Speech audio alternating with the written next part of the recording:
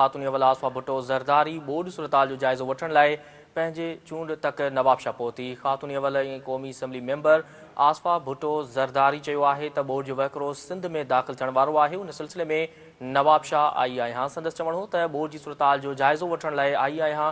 आवाम जी हिफ़ाज़त ऐं खेनि वक़्त ते रिलीफ फराहम करणु पहिरीं तरजीह आहे। आसफा भुट्टो ज़रदारी जो चवणु हो त बोर्ड मुतासिरनि जे लाइ मेडिकल कैंपूं क़ाइमु कयूं पियूं वञनि। आसफा भुट्टो ज़रदारी जो चवणु हो त पाणी जे कुदरती रस्तनि जी सफ़ाई कई पई वञे जीअं ख़तरा घटिजी सघनि।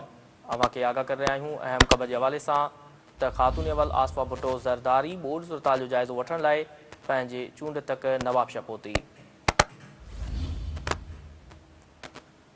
ख़ातून अवल ऐं क़ौमी असम्बली मेंबर आसफा भुट्टो ज़रदारी चयो त बोर्ड जो वहिकिरो सिंध में दाख़िल थियण वारो आहे। उन सिलसिले में नवाबशाह आई आहियां। संदसि चवणु हो त बोर्ड जी सूरताल जो जाइज़ो वठण लाइ आई आहियां। आवाम जी हिफ़ाज़त ऐं खेनि वक़्त ते रिलीफ फराहम करणु पहिरीं तरजीह आहे। आसफा भुट्टो ज़रदारी जो चवणु हो त बोर्ड मुतासिरनि जे लाइ मेडिकल कैंपूं क़ाइमु कयूं पियूं वञनि। आसफा भुट्टो ज़रदारी जो चवणु हो त पाणी जे कुदरती रस्तनि जी सफ़ाई कई पई वञे जीअं ख़तरा घटिजी सघनि।